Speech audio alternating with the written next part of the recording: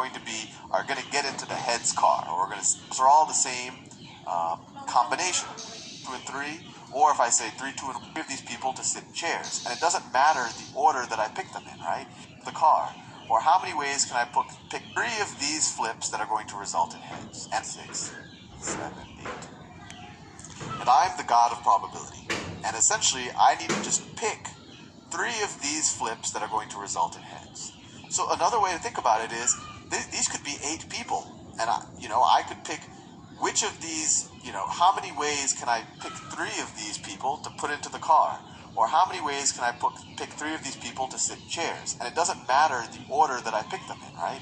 It doesn't matter if I say the people that are going to get in the car are going to be people 1, 2, and 3, or if I say 3, 2, and 1, or if I say 2, 3, and 1. Those are all the same combination, right?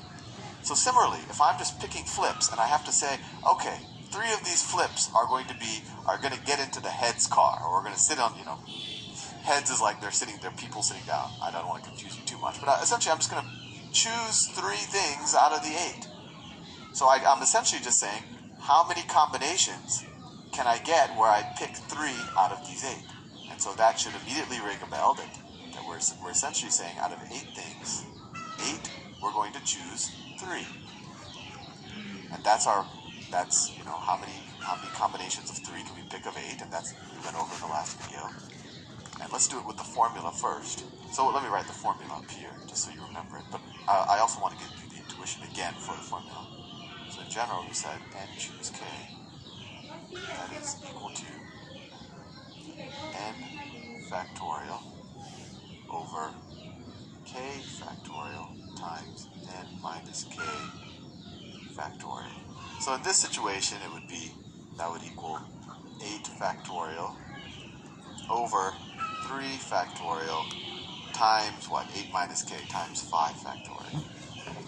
Or another way of writing this would be 8 times 7 times 6 times 5 times 4 times 3 times 2 times 1 over, I'll just write 3 factorial for a second, then times 5 times 4 times 3 times 2 times 1. And of course, that and that cancel out, and all you're left with is 8 times 7 times 6 over 3 factorial. And I did this for a reason, because I want you to re-get the intuition for, at least for this part of the formula. That's essentially just saying, how many permutations can I, how many ways can I pick 3 things out of 8? And that's essentially saying, well, before I pick anything, I can pick 1 of 8, then I have 7 left to pick from for the second spot, and then I have 6 left to pick for the third spot.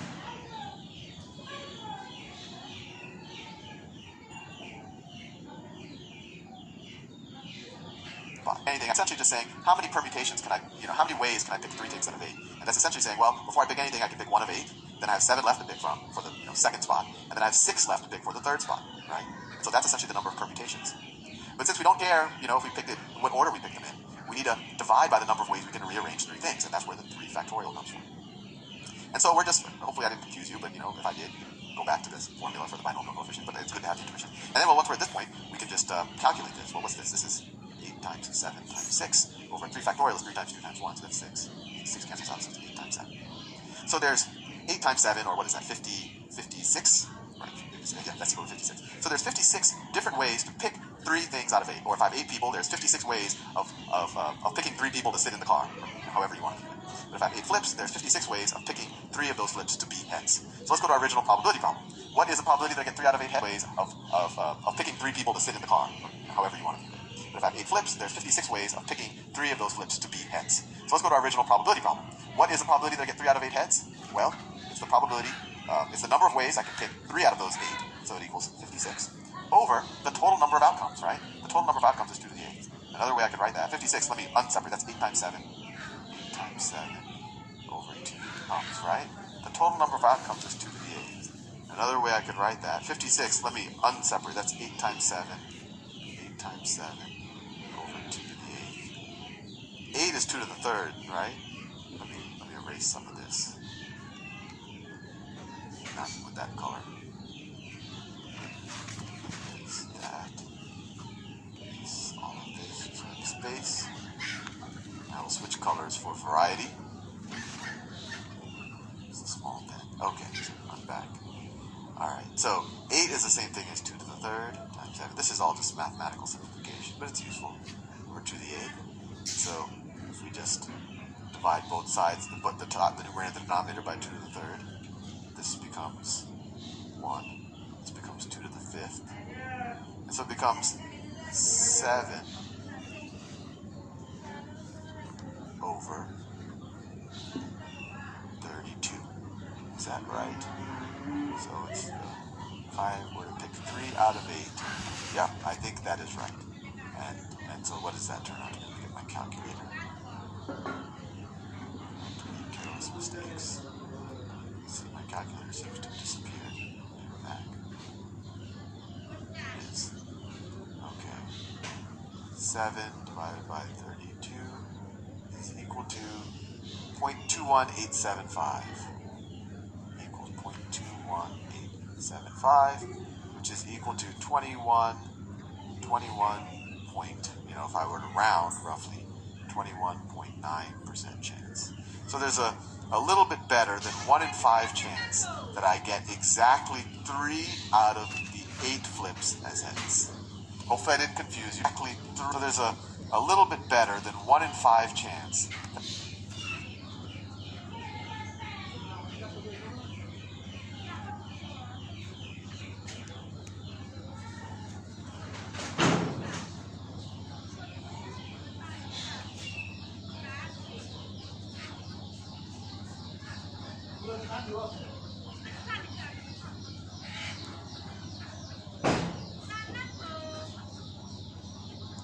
that I get exactly 3 out of the 8 flips as heads. Hopefully I didn't confuse you.